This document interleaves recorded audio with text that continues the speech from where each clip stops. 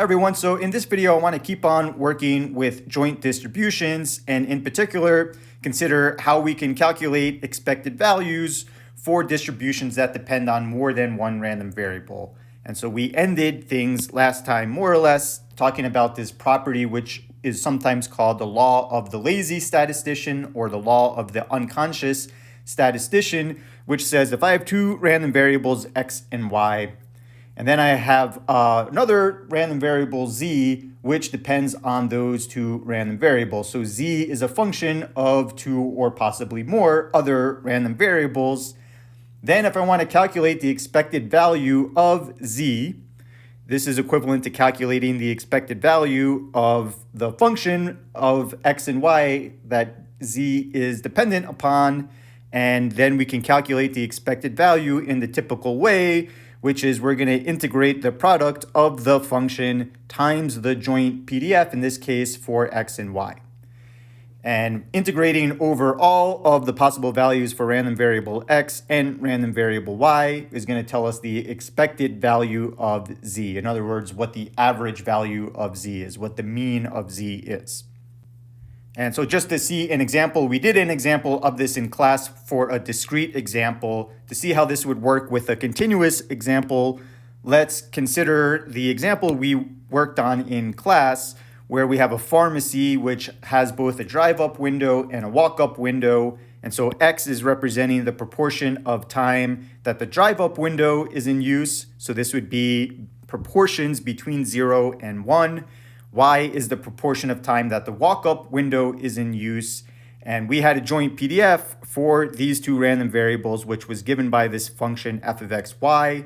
And again, this function is defined for values of x between 0 and 1 and y between values of 0 and 1. And so if we wanted to calculate, for example, what is the average of the proportions of time that each window is in use? So for example, maybe the drive-up window is in use 25% of the time, and the walk-up window is in use 35% of the time, then the average of those two, for example, would be 30%. So if we want to calculate what is the average of the proportions of each window together, then what we can do is construct a third random variable. We could call this z, which is defined as the average of random variables x and y. So in other words, we're going to define this function h, which is going to equal x plus y over 2. And so now if I would want to calculate the expected value of this function of x and y, then by definition, right, we would want to calculate the expected value of x plus y over 2. And by definition, that would mean we would take and integrate over all of the possible values of x. And so in this case, we have x on the inside. Its values are going from 0 to 1. And then we would, after integrating with respect to x, move on to the outer variable and integrate with respect to y. And in this case, it has the same domain of values between 0 and 1. And after evaluating this double integral, wouldn't be bad for you to practice this, you can check that this comes out to 0.6. So this means the average of the proportions of these two windows is 60% of the time they were in use. This means that one of the windows could have been in use 70% of the time, the other 50% of the time, and that would give us, for example, a 60% average. And so to evaluate this average again, we were not doing anything fancy beyond using this law of the unconscious statistician, which says I'm going to just calculate the expected value of this function of x and y using the joint PDF that we know about x and y. So that requires us to find a double integral that again comes out to 0.6. However, one thing to note before moving on to the next slide is that this function h of x we could have written as 1/2 x plus 1/2 y, and this function happens to be what we would call a linear combination of random variable x and random variable y.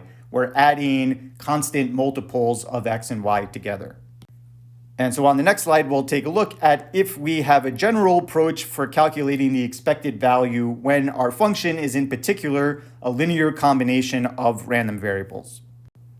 So let's consider a more general example from the previous one where let's just say we have two random variables, x and y, and a and b are denoting two constants.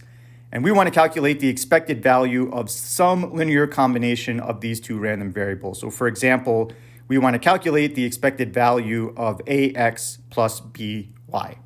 So the claim here is that this is equal to a times the expected value of x plus b times the expected value of y. And so to see why this property holds, let's take a look at the definition and basically just use some properties of integrals to verify this. Okay, and so let's start with the definition. So if I want to calculate the expected value of ax plus by, then we're going to integrate ax plus by times the joint PDF for random variables x and y, and we're going to integrate over the domain of all values for x and y. So over here, we just have written out really the law of the unconscious statistician over here. So we're going to start with the definition of expected value. And now we can use some properties of integrals, namely that we can break up sums. So I can distribute ax times the joint PDF plus by times the joint PDF. And then that sum we can break up. So we can express this as this double integral over here, where we have the ax piece, plus this integral over here, where we have the by piece. And then next, we can use another property of definite integrals, which says we can pull constant multiples out from inside of integrals. So this a can get pulled out in front. This constant b in the other integral that we have can also get pulled out. So now I've got a times this double integral plus b times this double integral. And now I'm going to do a little subtle thing with the first double integral. And so recall that we can change the order of integration for a double integral as long as we consistently change the limits of the double integral. So if I were to change the limits for this first double integral, in other words, I'm going to integrate with respect to y first. And so rearranging those limits for the first integral, we would get the following. So notice here, we flip the dy and the dx, and we would need to flip the limits of integral accordingly, depending on what the domain is for x and y. So I haven't done much other than just rearrange the order of integration on the first integral. We're going to leave this one alone. And so if I take a look at this first integral, well, the reason why it's nice to flip the order of integration around is this x that we have in front of the joint PDF is a constant as far as our integration variable y is on the inside over here. So that means as far as this x is concerned, it's a constant with respect to y. So we can pull this x out from the inside integral the same exact way we're able to pull a constant such as a out from both of those integrals. And we could do a similar trick with the second integral, namely, since we're first integrating with respect to x, this multiple y is treated as a constant for the inside integral, so we could just pull it out from that inside integral. And after doing both of those things, then we get the following. And for the first integral, right, we pull the x out, and now I've just grouped all of the remaining stuff. So I have the integral from minus infinity to infinity of our joint PDF dy. And then, so we're going to integrate first the inside thing, and then we'll move on and integrate with respect to x. And for this second integral that we have over here, we do the same thing.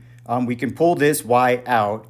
And now this inside integral all depends on x. We can integrate that first, and then we move to the outside and integrate with respect to y. So we've just done some reordering with the limits of our integral, and then we can treat some of these variables as constants and pull them out. And now you can see that this stuff highlighted in green over here, this is the integral of the joint PDF with respect to y over all of the values of y. And so that is, by definition, the marginal PDF with respect to x. So this expression in green is exactly the definition of the marginal PDF for x. And similarly, all of this over here, when we're integrating with respect to dx, this blue stuff, after we evaluate this, we're going to get a function that just depends on y, and that's the marginal PDF for y. And that means we've handled the inside integral on each of these pieces. And now what's left to do is integrate each of these two integrals. And so when I integrate x times the marginal PDF of x, that is by definition the expected value of x. And when I integrate y times the marginal PDF of y, by definition, that is the expected value of y. So we've just shown that if we want to calculate the expected value of some linear combination of random variables such as ax plus by, then what we can do is calculate the expected value of x, calculate the expected value of y separately, and then take a linear combination of those expected values. And one important note to make here is that this verification, this proof, didn't require any further assumptions on random variables x and y. So this is true for any two random variables x and y. We don't need these random variables to be independent from each other. Regardless of the relationship, they're independent, dependent variables. Doesn't matter. We can always use this property for any linear combination of any random variables. Okay, so let's return to the original problem that we took a look at, which was the proportion of time that the drive-up versus the walk-up window is in use at a pharmacy. And we thought about how we could calculate the expected value for the average amount of time that these windows are in use. And one way that we could do it was just do it using brute force by calculating this double integral. Now that we have this property about how we can break up the expected value for a linear combination of random variables, we can see how we could have used that property to calculate this and then make sure that we're getting consistent answers no matter which way that we do it. So if we wanted to calculate the expected value of x plus y over 2, then we could use this property in the following way. So I know that x plus y over 2, right, that would equal 1/2 x plus 1/2 y. So this property that we just proved says that if I want to take the expected value of x plus y over 2, this is equivalent to taking 1/2 the expected value of x plus 1/2 the expected value of y. And that might be a much simpler way to do this if we happen to know what the expected value of x is and we happen to know what the expected value of y is. But what that would look like even if we didn't know those in advance, what we would calculate is we could factor this 1/2 out, and then over here we have an expression for the expected value of x, right? That would be x times the marginal PDF of x. And then we could calculate the expected value for y separately. And in class, we derived each of these formulas. So we found the marginal PDF for x, and we found the marginal PDF for y. So here, I guess the difference is in the first step, we had to calculate a double integral. And if we're doing things this way, we've got to calculate two single integrals. And in the end, again, I'm not going to go through all of the calculus here, but you could practice this. Wouldn't be bad to practice your integration to verify that you do get the same expected value, which is 0.6. So we'll work on this some more in class. We'll see that this is a really, really nice shortcut. And so this shortcut works really nicely when we have linear combinations, so when we're summing constant multiples of random variables. What happens if I want to take the expected value for a product? So let's take a look on the next slide if we have a similar property that's going to help us find shorter ways to calculate the expected value for products of random variables.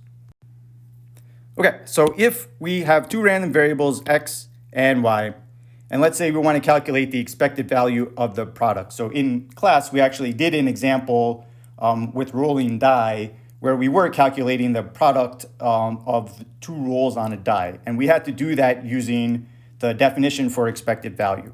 So let's consider now if x and y are continuous random variables, and we want to calculate the expected value of x times y. So is it true that we can just calculate the expected value of x and then multiply by the expected value of y? That would be a really nice property. Let's see if it works out.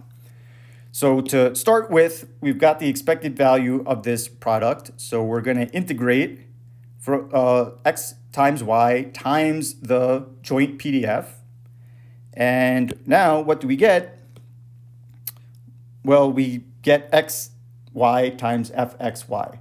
And the thing that we were using with linear combinations was this property that sums and constant multiples can get moved around integration really nicely as a result of properties of integrals. We can't break up products very simply inside of integrals. So we kind of hit a roadblock here. And so when we're trying to calculate the expected value of a product of two random variables, we actually don't have a similar shortcut. We have to just go through this brute force wise. However, if we have a special case where these two random variables x and y happen to be independent random variables, then let's see if this changes the situation that we had. So we hit a roadblock over here. We couldn't break up that product inside of the integral. But let's consider what would happen if x and y are independent random variables. So we have this integral from minus infinity to infinity, xy times fxy, dy dx. So what's really nice now is that if x and y are independent random variables, then remember the joint PDF is going to equal the product of the two marginal PDFs. So this function f of xy should equal the marginal distribution of x times the marginal distribution for y. And so although I can't break this product up inside of the integral, we can use the fact that we can treat some things inside of integrals as constants depending on which variable we're integrating with respect to. So for example, since we're first integrating on the inside with respect to x, any expression which doesn't have x's in it, so in particular, that would be this one over here and this one over here, these are constants as far as integrating with respect to x goes. So we can pull this y out from the inner integral. We can pull this expression for the marginal PDF of y out since it doesn't depend on x. So pulling that y and the marginal distribution for y out, then all that's left on the inside is integrating over the entire domain of x times its marginal PDF. So hopefully if you're looking at this expression inside here that is in green, you recognize that this is exactly the expected value for x. So this green expression over here gives me the expected value for x. And so now I still have to integrate with respect to y. So I'm integrating over the domain of y times the marginal PDF of y times this expected value of x. And after we've evaluated this is just going to be some constant number. It's going to be the mean of x. And so this can get pulled out of the integral, which is with respect to y. So now we have the expected value of x times the integral from minus infinity up to infinity of y times the marginal PDF of y. And so again, looking at this integral that's in red, hopefully you see this and you recognize this is exactly the expected value of random variable y. And that gives us a similar looking property to deal with products of expected values, or products of random variables, so we can break up the product of expected value of x times y as the expected value of x times the expected value of y only in situations where these two random variables are independent.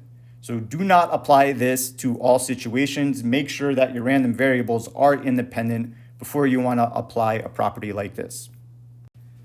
Okay, so to summarize the various properties with joint distributions and expected value, if we have two random variables, x and y, regardless of whether they're independent or dependent random variables, if I take the expected value of any linear combination of these random variables, then it's going to equal the equivalent linear combination of their expected values. So this breaks up really nicely. And again, this is true no matter what the relationship is between x and y, whether they're independent or dependent. With products, we need to be a little bit more careful. If x and y are not independent, in other words, if x and y are dependent random variables, and I want to calculate the expected value of their product, then there's no shortcut. We just need to go through the double integral that we have over here. If we are in the special case where we know x and y are independent random variables, then we can break this up really nicely. And rather than calculate this double integral, we can just calculate the expected value of x, and then calculate the expected value of y separately, and then just take the product of those two expected values. And as far as we're concerned, if you're reading in the book, they go on to talk about some additional properties and talk about covariance and things like this. For our purposes this semester, these are really just the main properties that we need to focus on in this section. So take a look at the quiz, and we'll talk about this more in class if you have some questions.